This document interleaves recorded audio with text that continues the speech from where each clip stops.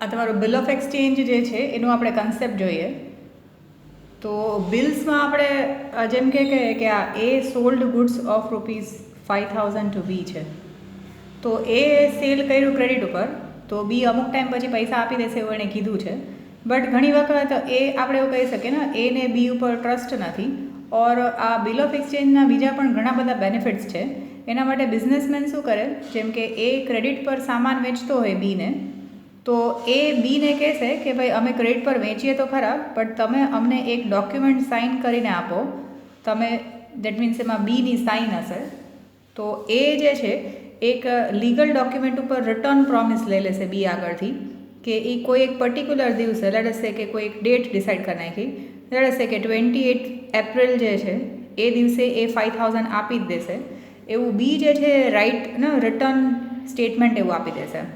હવે આ legal document બનાવવાનો ખર્ચો એ કરશે, લોયર આગળ જે બનાવવાનું હશે એ, પણ બીની સાઇન લઈ લેશે.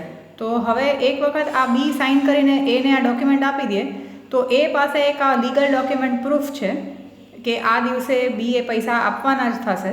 જો બી મેચ્યોરિટી ડેટ પર or the date which is mention in the bill, જેમ કે 28 એપ્રિલ છે, આમાં ડેટ કીધું છે, બીએ કીધું છે કે હું 28 એપ્રિલના પૈસા આપીશ, તો એ જે છે એને આપણે મેચ્યોરિટી ડેટ કહી શકાય. તો જો એ મેચ્યોરિટી ડેટ પર બી પૈસા નહીં આપે, તો એ જે છે એ બીની સામે કોર્ટમાં કેસ ફાઇલ કરી શકે.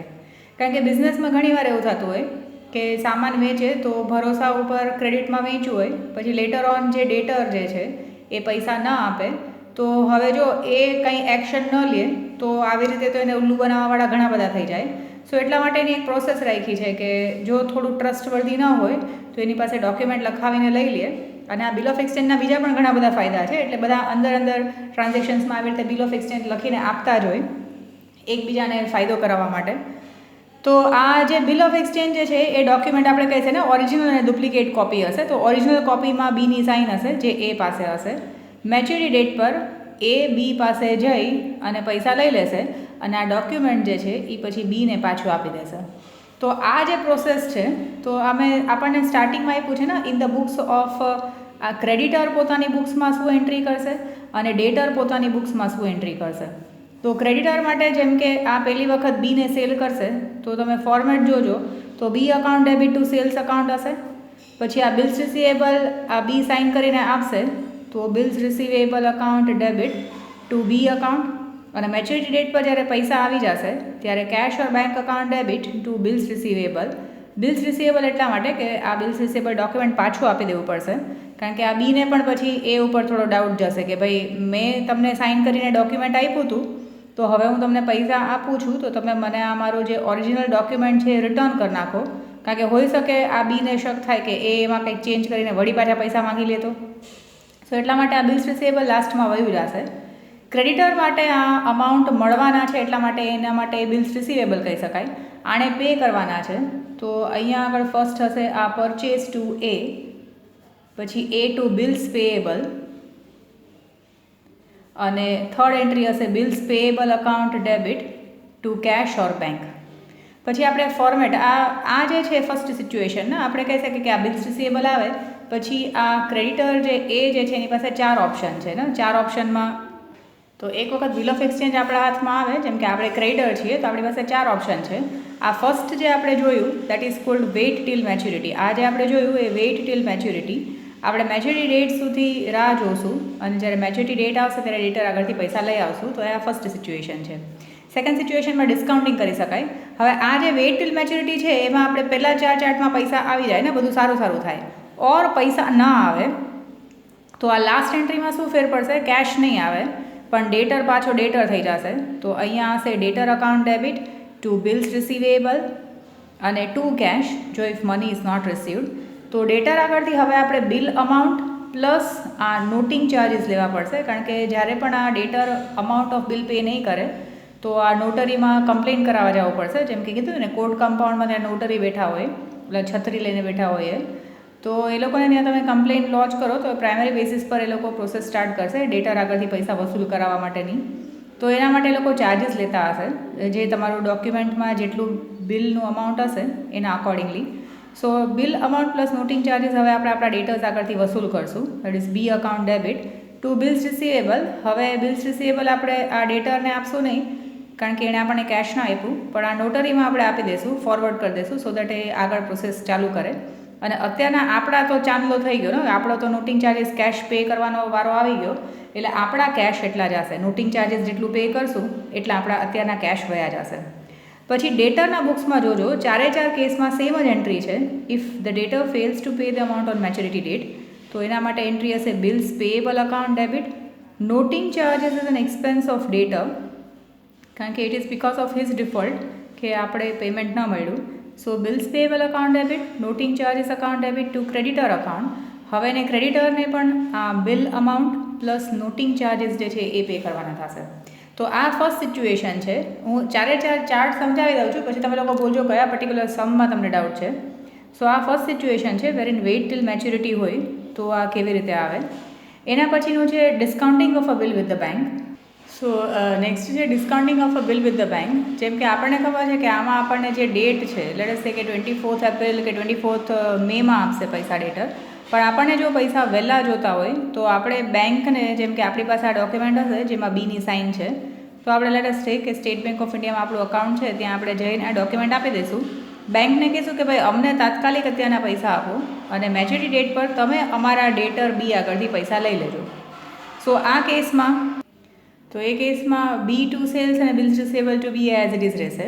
ડિસ્કાઉન્ટિંગ કરાવીએ ત્યારે આપણને બેંકમાંથી પૈસા આવશે, એટલે આપણા બેંક અકાઉન્ટમાં ડેબિટ થશે. પછી આપણે થોડુંક નુકસાન જતું કરવું પડશે ને, discount account debit to bills receivable હશે. હવે મેચ્યોરિટી ડેટ પર આપણે કંઈ એન્ટ્રી નહીં કરીએ, because money is already received by us. અને જો આ આપણો ડેટર મેચ્યોરિટી ડેટ પર આપણી બેંકને પે નહીં કરે તો બેંક આપણા અકાઉન્ટમાંથી પૈસા કાપી લેશે. તો આ ફર્સ્ટ એન્ટ્રી, સેકન્ડ એન્ટ્રી અને થર્ડ એન્ટ્રી. મેચ્યોરિટી ડેટમાં ફોર્થ એન્ટ્રી આપણે અહીંયા નહીં કરીએ, because we already got the money. કદાચ મેચ્યોરિટી ડેટ પર જો બિલ ડિસઓનર થાય તો આપણે કહી શકાય કે આ ડેટર પાછો ડેટર થઈ જશે અને એની પાસેથી હવે આપણે હંમેશા bill amount plus noting charges લેશું. અને ટુ બેંક પણ આપણા અકાઉન્ટમાંથી બિલનું અમાઉન્ટ અને પ્લસ નોટિંગ ચાર્જીસ જે છે એ ડિડક્ટ કરી નાખશે, કારણ કે બેંક આપણા અકાઉન્ટમાંથી એટલા પૈસા ઉડાડી નાખશે જો બેંકને મેચ્યોરિટી ડેટ પર આપણા ડેટર આગળથી નહીં મળે. ડેટર્સના બુક્સમાં જોજો, એન્ટ્રી જે છે એ એઝ ઇટ ઇઝ જ છે.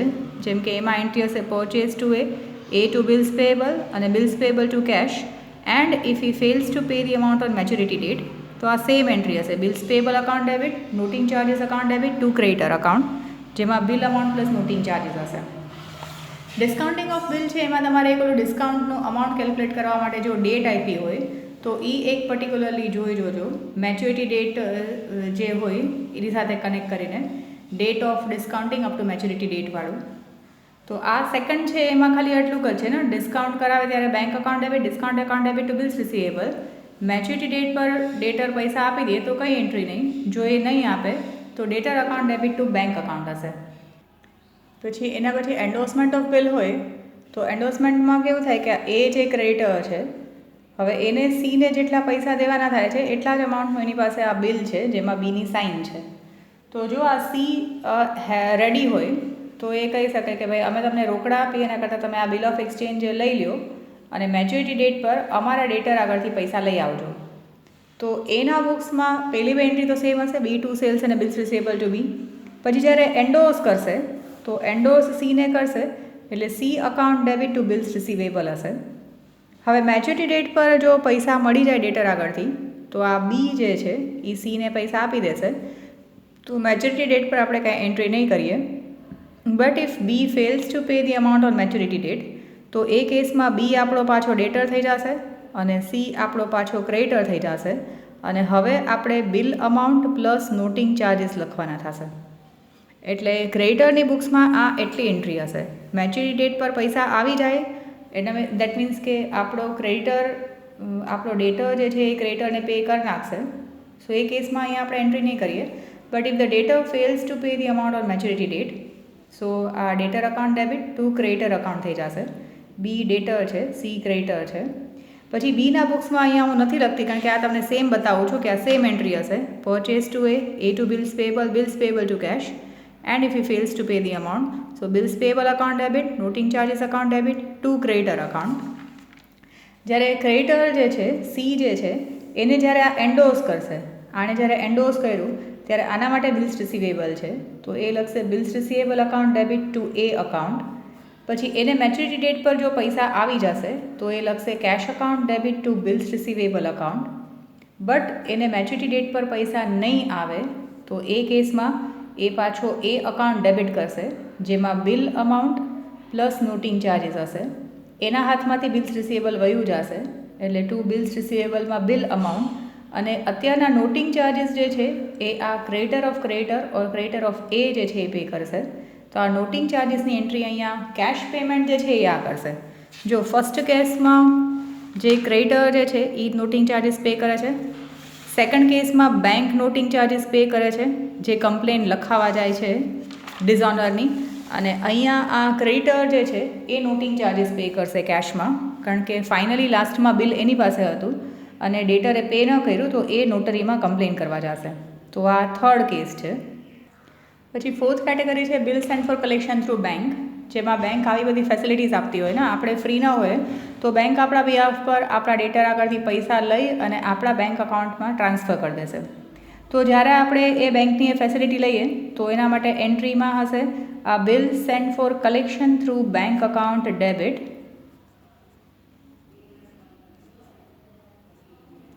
અને ટુ બિલ્સ રિસીવેબલ, કારણ કે આપણા હાથમાંથી આ બિલ્સ રિસીવેબલ વયું જશે. મેચ્યુરિટી ડેટ પર જ્યારે બેંક આપણા બિહાફ પર પૈસા વસૂલ કરી લેશે તો બેંકમાં આપણું બેલેન્સ વધી જશે. સો બેંક અકાઉન્ટ ડેબિટ અને ટુ આ bill send for collection through bank, કારણ કે એ અકાઉન્ટ જ ઓપન હશે.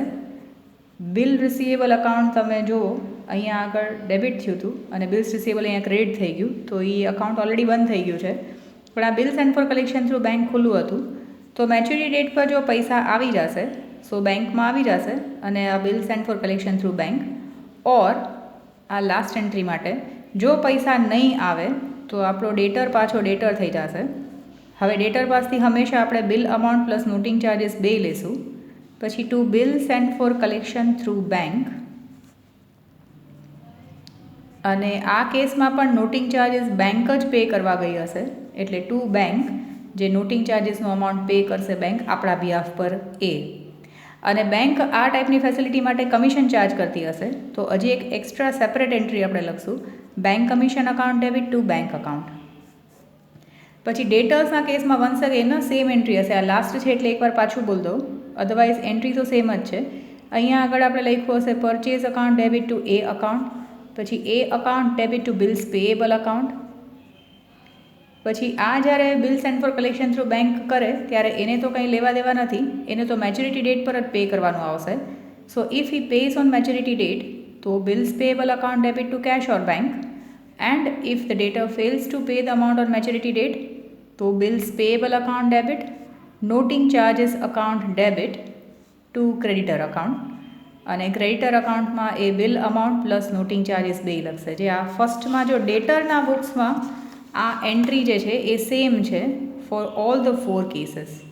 એટલે તમે જરા જુઓ આમાં અને મને કહો કે તમને એમાં કોઈ પર્ટિક્યુલર સમ નથી સમજાતો કે સમ કરીને બતાવવાનો છે કે કેવી રીતે. મેચ્યુરિટી ડેટમાં તો આપણે આ ડેટ ઓફ બિલ હોય, જેમ કે તમને કીધું છે કે 1/4/2018 બિલ નીકાળ્યું અને બિલનો ટાઈમ લેટ અસ સે 6 મંથ્સનો છે, તો આપણે 3 days ઓફ ગ્રેસ આ ડેઝની નીચે લખીએ અને 6 મંથની નીચે લખીએ, તો 4/10/18 જે છે એ મેચ્યુરિટી ડેટ છે. એટલે કોઈ પર્ટિક્યુલર સમમાં જો નહીં સમજાતું હોય તો પણ મને બોલો તમે. અધરવાઇઝ આ 4 કેટેગરી છે કે આપણી પાસે એક વખત બિલ હાથમાં આવે, બિલ ઓફ એક્સચેન્જ આપણા હાથમાં આવે તો આપણી પાસે 4 ઓપ્શન છે. કાં તો આપણે આરામથી રાહ જોઈએ કે જે દિવસે કીધું છે તે દિવસે જ પૈસા માગવા જઈશું. જો આપણને ઉતાવળ હોય તો આપણે બેંકને દઈ આવશું અને બેંકને કહીશું કે ભાઈ અમને વહેલા પૈસા જોઈએ છે એટલે પૈસા આપો, ભલે તમારા જે ડિસ્કાઉન્ટ કે કંઈ કે ઇન્ટરેસ્ટ થતું એ માઇનસ કરીને આપો, પણ બાકીના અમને આપી દો. તો that is discounting of bill. Third category છે કે આપણે બિલ ઓફ એક્સચેન્જ આપણી પાસે છે લેટ અસ સે કે 2000નું અને આપણા ક્રેડિટરને પણ આપણે 2000 જ દેવાના છે. તો જો એ ચલાવતો હોય તો ઘણી વખત એવું હોય કે આપણે એને 2 મહિના પછી દેવાના હોય, પણ આપણી પાસે આ જે બિલ ઓફ એક્સચેન્જ છે એમાં આવતા મહિનામાં જ કોઈ તારીખે આમ કહેતા હોય ને પાકતું હોય એવું કહેતા હોય, ઓર મેચ્યુરિટી થતું હોય, તો આપણે એ કેસમાં આ બિલ ઓફ એક્સચેન્જ આપણા ક્રેડિટરને આપી દઈએ તો ક્રેડિટરને પણ વહેલા પૈસા મળી જાય અને આપણે પણ આ બિલ ઓફ એક્સચેન્જ જે છે એ વપરાઈ જાય એવું કહી શકાય. તો આ that is cold endorsement of bill. આ બિલ ઓફ એક્સચેન્જને આપણે કેશની કરન્સી નોટની જેમ આપણે વાપર્યું, કોકને પૈસા પે કરવાના હતા તો રોકડા આપવાને બદલે આપણે આ બિલ ઓફ એક્સચેન્જ પકડાયું એવું કહી શકાય, which is endorsement or give to our creditor. અને ફોર્થ કેટેગરી છે કે આપણે બહુ બિઝી છીએ ઓર આપણી પાસે બહુ બધા આવા બિલના ટ્રાન્ઝેક્શન્સ છે અને આપણને યાદ નથી રહેતું કે કોના પૈસા ક્યારે લેવાના થાય છે, તો આપણે બેંકને કહીશું કે ભાઈ તમે આ અમારી ફાઇલ રાખો, આમાં તમે જોતા રહેજો કે કયા દિવસે કોની પાસેથી કેટલા પૈસા લેવાના છે. તમે અમારા બિહાફ પર એ બધાએ આગળથી પૈસા વસૂલ કરી અને અમારા બેંક અકાઉન્ટમાં નાખી દેજો. પછી બેંક એના માટે જે ચાર્જિસ લેતા હશે એ લોકો આપણા અકાઉન્ટમાંથી એટલા પૈસા ઉડાડી દેશે. સો આ કેસમાં bill send for collection through bank હશે એમાં આપણે બેંકને રિસ્પોન્સિબિલિટી આપણે આપીએ છીએ. ઘણી વખત એવું પણ હોય કે આપણા જે ડેટર્સ છે એના પણ સેમ બેંકમાં અકાઉન્ટ હોય તો બેંક એને ઓછા કમિશનમાં કે બેંક ઇઝીલી એ ટ્રાન્ઝેક્શન્સ કરી દેતી હોય.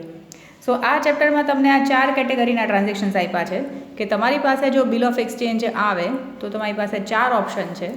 એ 4 ઓપ્શનમાંથી તમે ક્વેશ્ચનમાં તમારે વાંચવું પડશે કે કયું ઓપ્શનવાળો સમ છે. જેમ કે તમને આપ્યું હોય ખાલી કે હી પેડ ઓન મેચ્યોરિટી ડેટ કે એવું કંઈ, તો એ સીધો સાધો વેઇટ અપ ટુ મેચ્યોરિટી, તો તમારો આ પહેલો ચાર્ટ જે છે એ અપ્લાય થશે બેમાં. પછી તમને કીધું હોય કે he discounted the bill with the bank, તો આ તમારો સેકન્ડ ચાર્ટ અપ્લાય થશે જેમાં તમારે જોવાનું છે કે પૈસા લાસ્ટમાં આવે છે કે નહીં. એના પછી તમને કીધું હોય કે એન્ડોર્સમેન્ટ કર્યું છે તો એન્ડોર્સમેન્ટવાળો થર્ડ ચાર્ટ તમારે અપ્લાય કરવાનો આવશે. અને કાં તો લાસ્ટ કીધું હોય કે bill send for collection through bank છે તો અકોર્ડિંગલી તમારે જેમ ચાર્ટમાં એન્ટ્રી, જો પેલી 2 એન્ટ્રીઝ હંમેશા બધામાં કોમન હશે એટલે તમે જોઈને બોલો કે તમને કોઈ પર્ટિક્યુલર સમ નથી સમજાતો કે કેવું છે.